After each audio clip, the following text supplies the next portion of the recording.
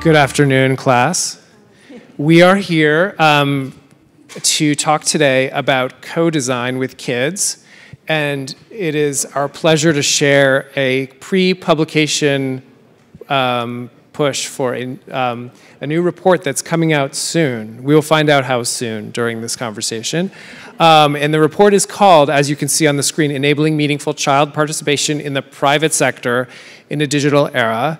Obviously, a lot of thought went into that long name because there's a lot to pack into this report. So we're going to spend some of our session today unpacking that report for you. So without further ado, I would like to invite our many panelists here to introduce themselves and give you a sense of why this work matters to them. And then we'll go into some questions. Before we do, I'll just introduce myself. I'm Michael Preston. I'm the executive director of the Joan, Ganz, Cooney Center, which is a nonprofit, thanks for that, research and innovation lab based at an organization you've probably heard of called Sesame Workshop.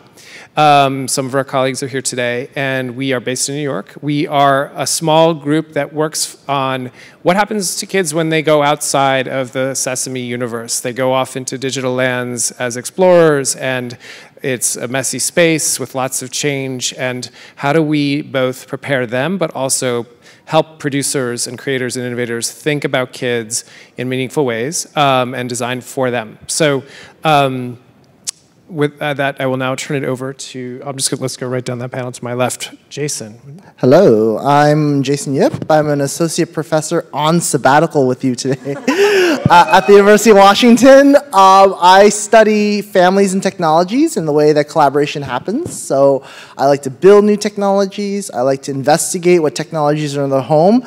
And the way I sort of connect building new technologies and investigating new technologies is through co-design.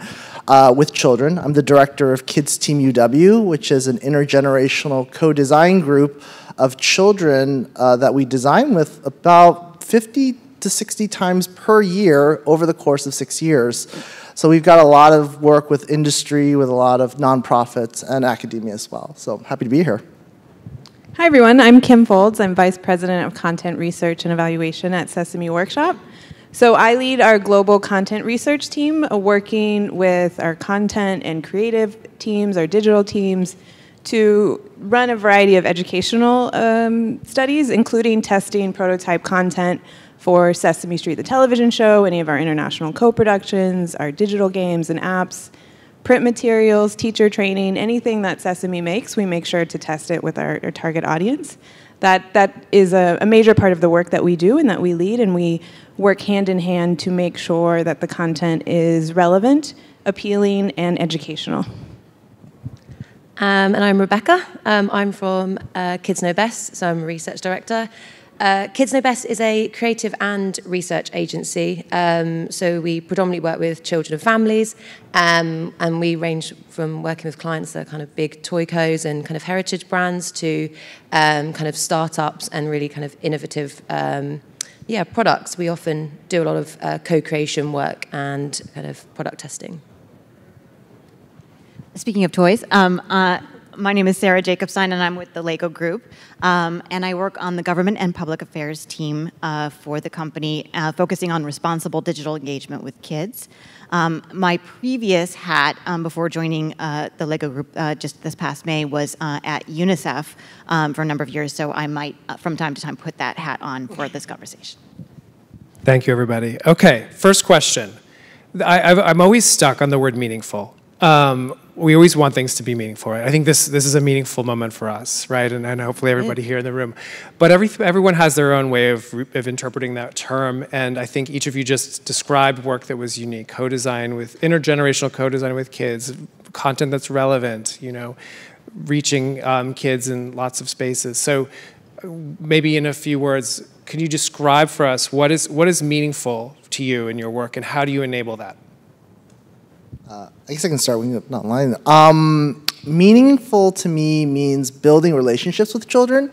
I think a lot of times we think of, you know, let's just build this technology, deploy it with a bunch of strangers and send it along the way. But I think there can be other ways to augment that as well through designing with children for a long, at least for me, it's been a long period of time. And part of the meaningfulness for me is really seeing kids grow up as, like, not just, you know, kids that use technology, but kids that can actually really impact the design, and sort of for them to see it as well, even though it might take months or years before it comes out.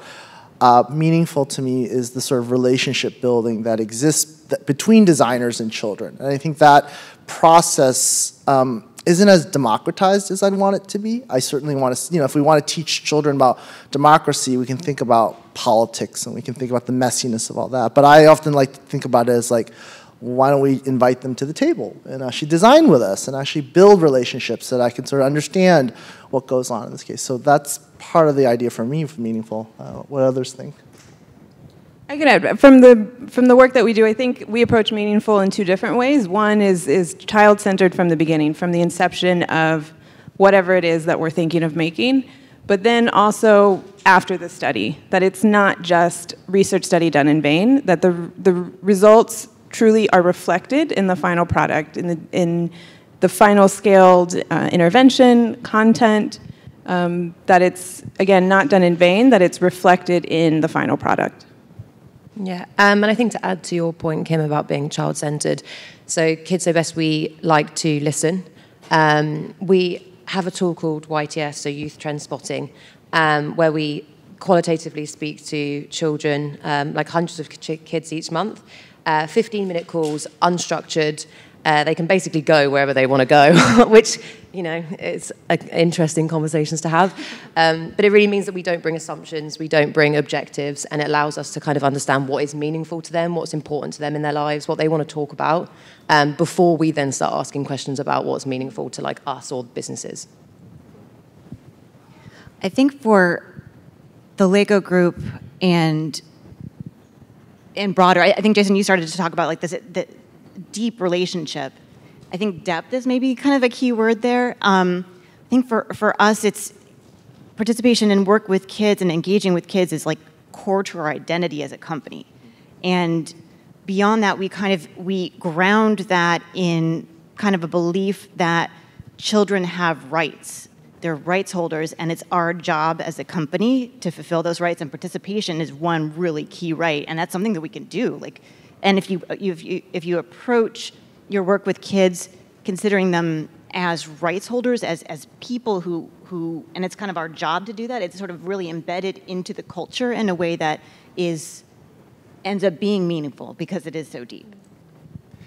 One thing that I want to push on a little more is what does this mean from a practical perspective? So for folks in the audience who are wondering what this would look like day to day, or what they would need, what resources they would need, or methods, or things that they might take up at home, wherever they are, or working with young people and kids, like what would that look like? Can you give us an example of what that practice is like? Rebecca, you mentioned, these spot interviews with kids that you have doing on a recurring basis. Like, what's the content? What's the materials? How do you do it? That kind of thing. Yeah, I mean, so obviously resourcing and budgets and things like that always come into it, but one thing that we really encourage clients to do where they want to interact with children and families and young people on a regular basis is have kind of like this ethics board of children and young people, or whoever your audience is. You can hold interviews over Zoom. You don't have to have lots and lots of resources to connect with people now. If there is kind of like practical implications, then it's quite easy to like talk to research agencies and people that also facilitate this stuff, and just running questions like by your audience. As I said, we do like 15-minute interviews. So yeah, it's not about really like 3-hour workshops or focus groups. Why is it 15 minutes? I think attention span. Whose attention span? KidsKnowBest. Yeah. Okay. I would add to that it's, and Jen Kotler on an earlier panel mentioned this, that at least Sesame's approach, and it sounds similar to KidsKnowBest, it's an art, it's not a science. It's really a small sample of children to get a gist. If you're going in the right direction, kids are seeing themselves in the content, and this is then used to pull out what are sort of the overarching patterns, what you're seeing, to make the content even more appealing and engaging and impactful. Kim, could I push you a little more and like maybe an example of some recent work or something? Yeah, sure. Sesame Street is gearing up for production of season 53, and we just finished 13 rounds of formative testing on scripts and development with kids all over the country, which has been a new opportunity because of COVID. Typically, we've been limited to like the New York metro area where Sesame offices are. And the benefit of, which is, I know, weird to say the benefit of COVID, but sort of the innovation that it's pushed us to have is now we are able to recruit children based on parents' political affiliation, parents' SES status, geographic location in the United States. I think I've gone off on a tangent, but we're testing scripts, so we show prototype, what we call a storymatic, which is essentially animated storyboards of a script in development. We watch children watch it on Zoom. It's not as dynamic as it might be in person, and then we ask them questions about what they saw, what did they like, what didn't they like, what did they think the show was about, what characters, what did they think the characters were doing, what did they think the overall message was, and then we interview their parents along similar lines. Was it 13 iterations where that was a refinement of content, or was it different kinds of outreach? What was it? It was 13 scripts. 13 different scripts. 13 different scripts. Okay. Amazing. On the comment related to innovations prompted by COVID, I think I've heard each of you talk separately about how that changed all of our lives, but in the keeping the work going.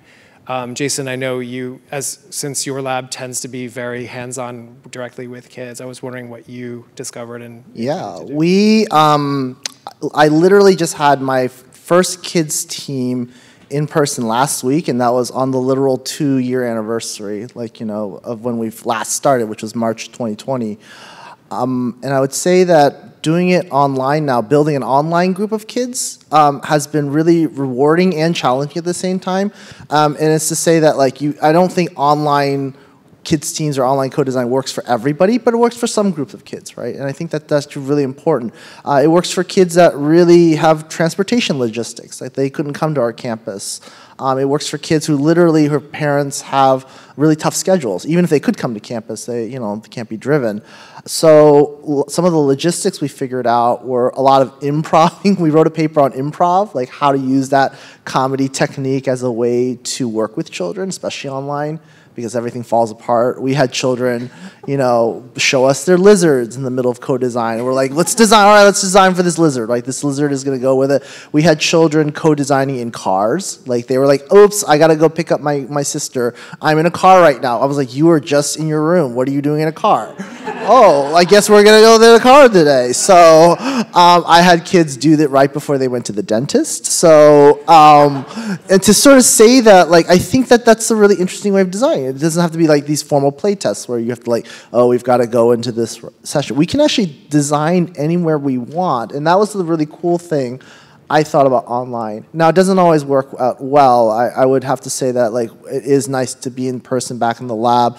But we are going hybrid now. We're starting to do a lot more, to be much more inclusive, to really think about how do we open the table up, because it does privilege some folks that can come to the campus to work with us in person, but we wanted to spread it as best as we can. It's not a perfect situation, but so we've developed a lot of techniques, a lot of technologies and ways that we're thinking about working with children both online and in person together to essentially start from any part of the design process.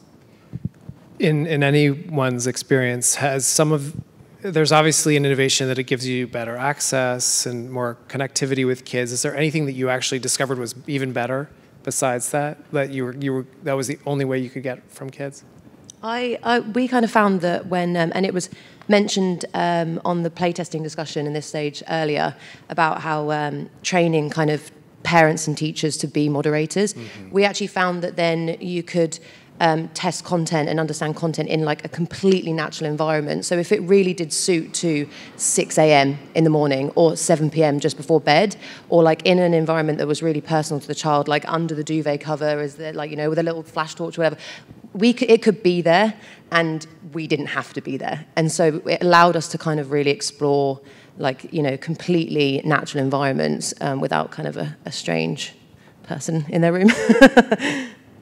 Thanks, Sarah. We had one experience that was pretty interesting. One of the things that we struggle with a lot or work a lot on is power dynamics in child participation, and how can you break down the kids wanting to give the right answer to the adult authority figure.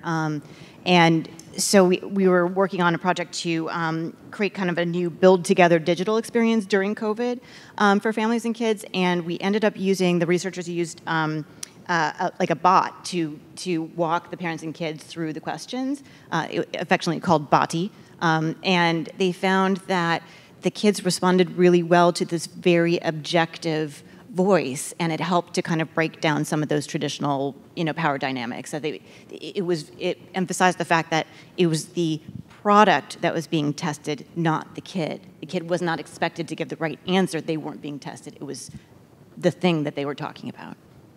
We had a similar experience testing for Sesame Workshop has Takalani Sesame, which is our South African co-production.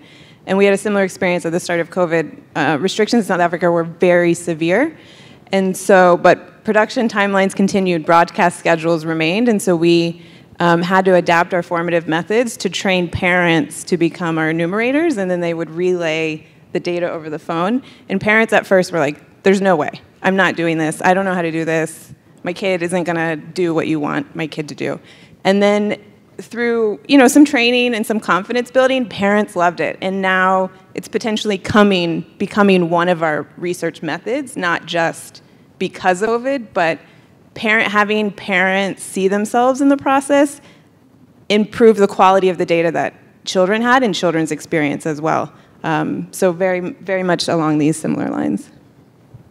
I think for us, even like simple Zoom was actually kind of mind-blowing for us for two reasons. One was that children actually could text message us when they were like quiet kids who often have very shy voices would actually write down long strings of text to tell us as we were co-designing their ideas.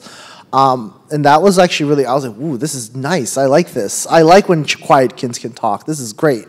I think the second one was that being online and working with the kids so closely, we could go into our breakout rooms and actually record a lot of what was happening, that we never had kind of that data. We've never had really close data of children working with the adults. So, I mean, at some point I have to write a paper about those dynamics that I just never actually really caught in person. Because when you're in person, if the kids see a camera physical, they always point, like, what's that? Why are you recording us? What's going on here? I'm like, oh my gosh, you've seen this camera 50 times this year already. You signed a paper about this. And so one of the ways that Zoom helped us was that we could actually break out into smaller groups and actually study like what's going on with what they were saying and with the transcription that came out from the program. It really helped us get a little bit, like we said, deeper into like understanding what the kids were doing together, even if it was online or offline in that sense. There's such great examples. One of the things that always gets said about these methods is that it just benefits kids generally to be considered in the creation of products for them. But one thing I'm hearing a lot in what you're saying is that the actual process of being in conversation with you all is also a benefit to the kids, and they get something out of that experience. I was wondering if you could say more about what that looks like in whatever setting you're engaging with young people and children. Whoever would like to go.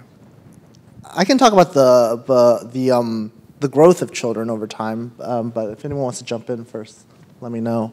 I mean, I think the nice thing about co-design is what I said before, that if you really get into the practice of it, you can see children grow over time. And it's a very different way of instead of seeing children as these sort of, like I say, strangers that come to us, we see them once or twice and we're done. We're able to develop really long relationships to see how they actually begin to speak more to adults, to actually push back at design. And I really like honest children, like children who will, they make fun of me sometimes. I'm like, it's okay, all right, I get it. I'm old, I get it. But I think that shows a very different kind of relationship building. And over time, when you see it, you start to understand that like children actually don't have that many options to do that with adults. I think we've heard from children from a while, like, I never get a chance to tell adults what to do. Even my parents don't listen to me, or my teachers don't listen, or the librarian, right? But at least in KidsTeam, or at least in some of the co-design we've been doing with academics and industry and nonprofits, there's a chance. And I think that's actually really powerful as a place to say, like, we're actually listening. We can actually show you this design over time that you built within about a year or so, or or that they remember some of the researchers that do come back. I think that's actually really neat. They do grow up. I have teens now running KidsTeam. I have them at like libraries. I have some of them actually become facilitators themselves. They intern with me. I think that's really cool. I think that just to sort of see that, I feel like it's weird. They're not my kids, but they're getting older. I'm like, oh no, like you're going to be in college soon. This is interesting. Like I haven't seen this before. So it does kind of warm my heart to sort of see that growth and seeing how pushing adults to think about design better makes them a lot more talkative in some way. Thank you. We have an experience. We haven't in a while been able to follow children in the same way that you have, but we do see growth even within a session, particularly preschoolers, where they're not sure of the situation. Wait, this isn't a test, and anything I say is right. And my mom or my dad or my auntie can't correct me, right? So like that whole process, seeing them really lean into that, that's a really cool experience. And this is a global pattern that we see sometimes too, is that when it really clicks for kids, that they are fully in control of the session and the interview, sort of even the physical manifestations, how their body language changes and the quality of their response is clear. I think adding to that, and it's been mentioned on this stage a few times about how children really are the experts, when that clicks, like you said, and they really come into that kind of persona that they're like, yes, we're in charge, we often get told by the children and young people that they are more creative than adults. Adults don't know as much as them. And they didn't know they didn't have a voice until an adult told them. And it's like opening those spaces to just those types of conversations. And it's been mentioned about like the transparency that you get from children. It also then allows you as an adult to be completely transparent. So like, why are we in this situation? Why are we having those conversations? Like, is someone making money from this conversation? Why are there cameras? You can then automatically kind of open up those dialogues. I think that's a really really important point. That click only happens if you set up the environment in a way that safeguards the kids that are participating. So they can only have this positive experience if the adults do a ton of work to make sure that it's an environment where they can shine and they can be safe.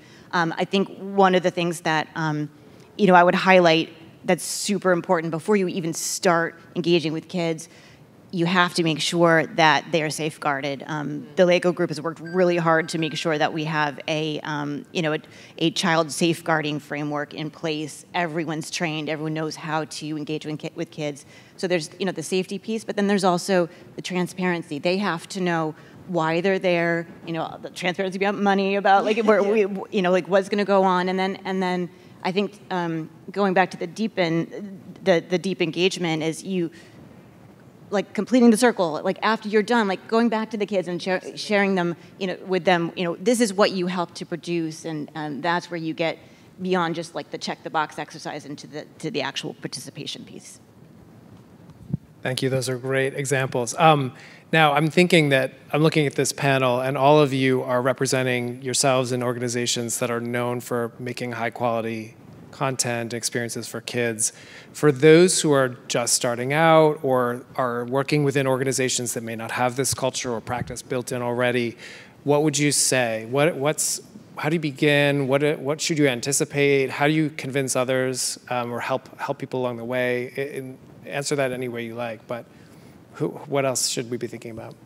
I'll jump in, and like before we kind of go on to like the safeguarding and the kind of like technical points, it's really interesting, if possible, that if like your like industry or your company that you work for has kind of user generated content, to look into that. It's essentially child participation without having to do anything, without having to interact with them. They're already like interacting with the brand, the products. They're probably talking about it, whether it's on TikTok or Instagram.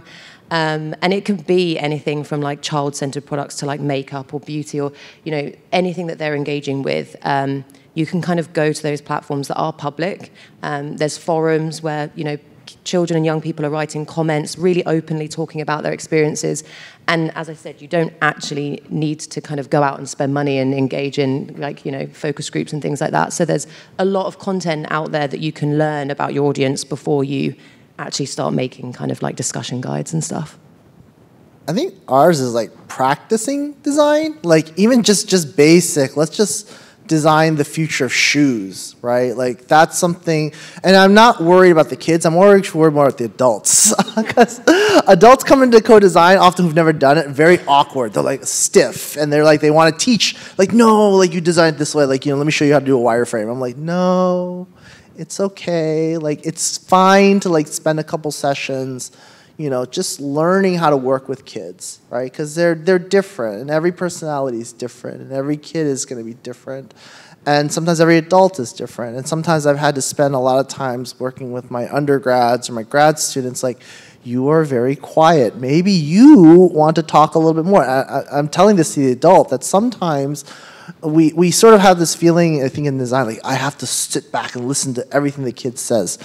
And I kind of want to challenge that a little bit and say, like, sometimes it's okay. I think the adults can have a conversation. If we really do believe in design partnerships, then partnership means that there's a back and forth, right? It's okay to argue with kids. I've seen parents argue with children in supermarkets all the time. That's okay. Children are used to negotiating with adults. And I think that practice of negotiating is actually really important, because if you just kind of like, I want to step back and watch this children like draw a picture of a new smartphone app, that's not really co-design. That's just informant design. You're just interviewing the kid to draw them, and really that dialogue back and forth. But I think it requires practice. Like, it's not natural to talk to kids. Like, I have a hard time still, and I've been doing it for 20 years. I think that I have to still work with the kids in that sense. And I think in addition to what my fellow panelists have said, there's a few different ways to make a case for it. What the business case certainly is, what if we don't do kid testing? What is the financial risk of not doing kid testing? We have an example that is in the publication that's forthcoming, testing a digital app about names of animals, and one of the animals was a cat, and the interface would only accept a child responding to the animal as cat, except we found that children were saying kitty or kitty cat, and the app was telling them that they got the question wrong. And so imagine that, right, on a larger scale. If you put out a product that has, that's a pretty major fault. So what is the financial risk if we had not done that kid testing?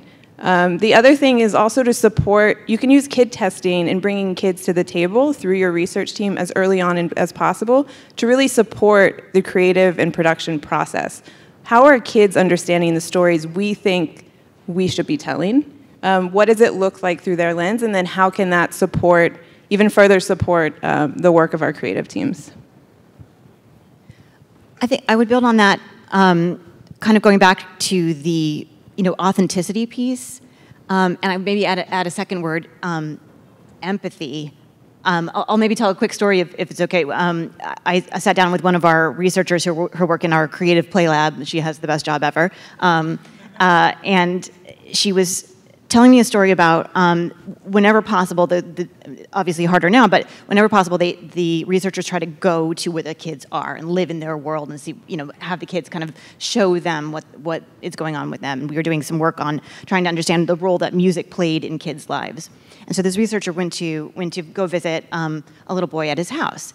She walked in. The boy had 4 brothers, several very large dogs. She said the feeling in the house was just absolute, utter chaos. And so the little boy took her to his bedroom, and she saw right away that everything in the room was all about him trying to create a safe, calm space for him to find some peace in this chaos.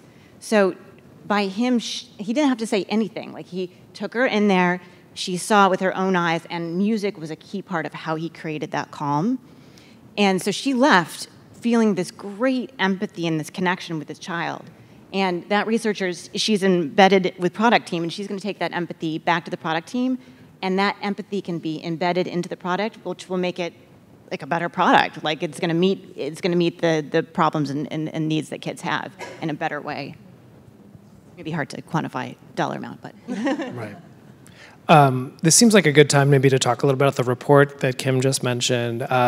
So we have, it's not ready for publication today, but it will be in the near future. We're not sure how soon, but Rebecca, could I maybe turn it over to you to maybe orient us a little bit to this since we're all here? Yeah, of course. So the publication that we've kind of all been working on, it stemmed from conversations like these, kind of observing the impact of digital technology on children and the mounting call for businesses to engage with children, as we've all been saying, and a lot of people I've been hearing across the last day or so, which is amazing to kind of, the importance of engaging with children in the early stages of design.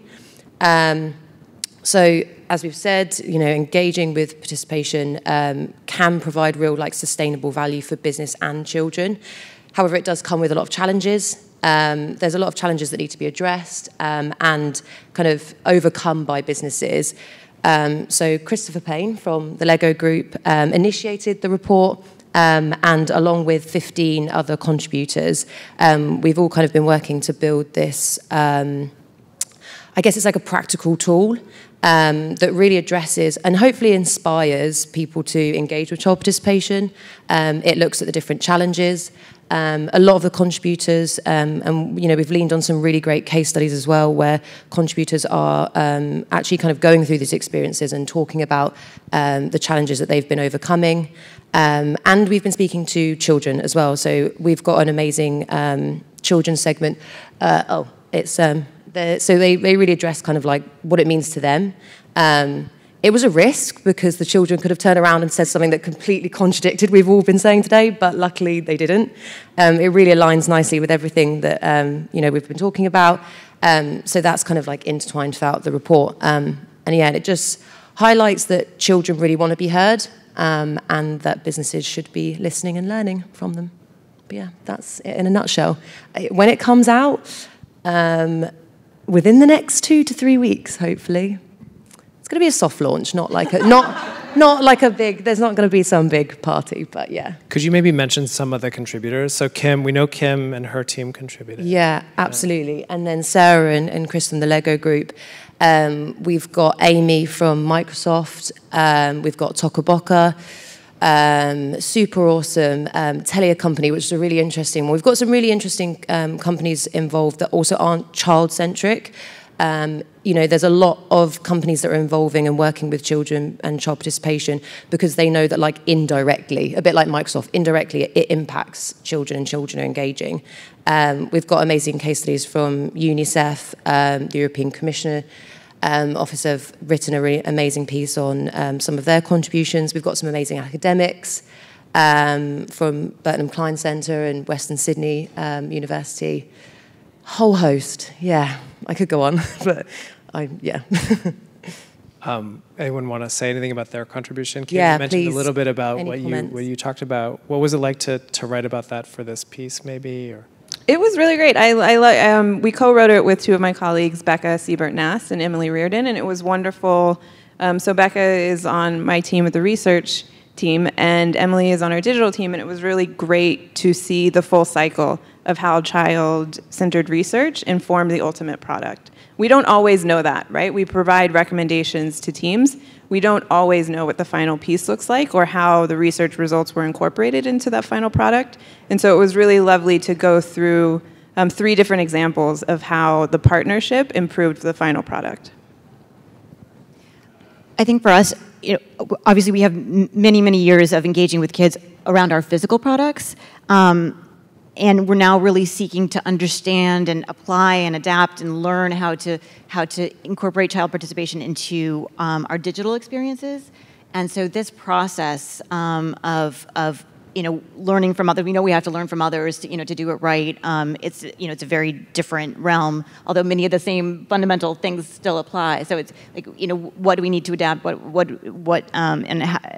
can we take from our long experience? And just seeing all of the really interesting case studies, and I think Rebecca, you said that no one's saying that they've got it right. Like this is child participation it's an ongoing process that we have to just keep at it and keep working with the kids and learn from each other and learn from the kids. Jason, you were not a contributor, regrettably. If you were, I'm so curious about the future of shoes. Actually, I think that's tomorrow. A session about that tomorrow here. I think it's a metaverse panel. But what is there a case you'd want to highlight for us in the audience? I think I would say, at least from some of the research I've done, that it is kind of scary when companies sort of send out these, I won't name these billion-dollar companies, but companies who work with children send it out, and we just clearly can see a lot of problems with it. Even with, I always like to lean on the idea that like there 6 to 8 experts can find a lot, 80 to 90% of the problems. And so we've done lots of studies where we've basically put the design of actually fully functional design from the company. And worked with the kids, and like through our methods and design techniques, they just find them all the problems, and I'm like, why are you doing it this way? Why? A good example, I won't say, but like when children ask for permission for things, right? It's not a simple ask of yes or no, like do I get the permission or not? Children negotiate with their parents, right? They also know their parents' feelings, and sometimes they know, like, if I ask my parent, if I ask them for something that's very expensive, that's very different than asking for something that's $1, right?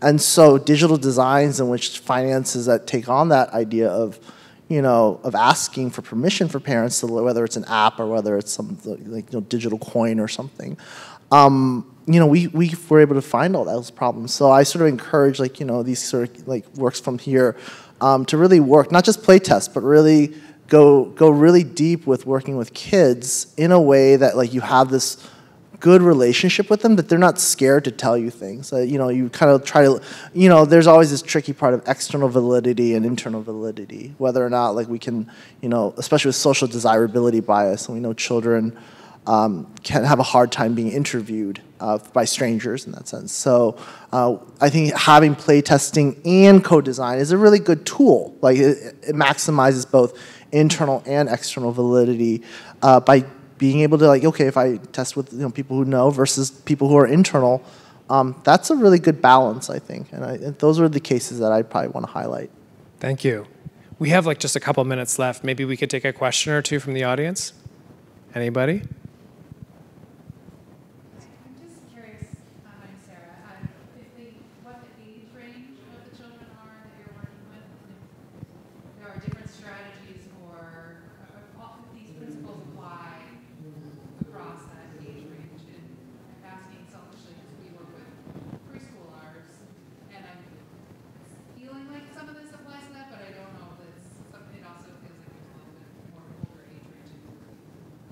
For us, with preschoolers, we rely on their siblings to help us. So if you have a really nice 7-year-old to 13, they're pretty good. They have a sense of what preschoolers work on. It's hard. Preschool is a very hard age to co-design with, but the sweet spot I tend to work with children is usually from age 6 to 12, and then I will work with teenagers as well for other projects. But happy to share anything, tips and tricks with the preschooler stuff, because that is a tough age. It's a great point in this case.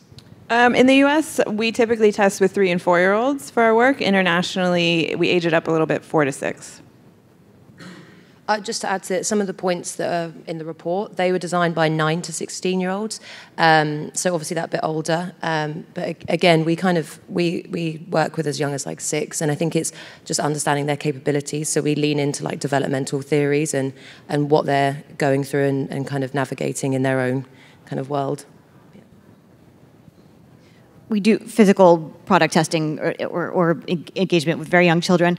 To be honest, I'm not sure. I don't think we've done child participation stuff in the digital world with younger kids yet. Very good question. All right, we have 40 seconds left. Who's got a short question? Sure. So it will go live in about 2 weeks. It will be on the KidsKnowBest website. It will probably be on all of our LinkedIn. So everyone that's involved will be sharing on our channels. And it's completely free, and there'll be a download link for mobile and desktop versions. Good short question. Thank you. Quick, well done. Yeah, that was really good. Did not tell the most important bit. Well, I'll just say thank you so much to the panelists for sharing your interesting and meaningful work with all of us. And thank you for the audience for being here. Thank you.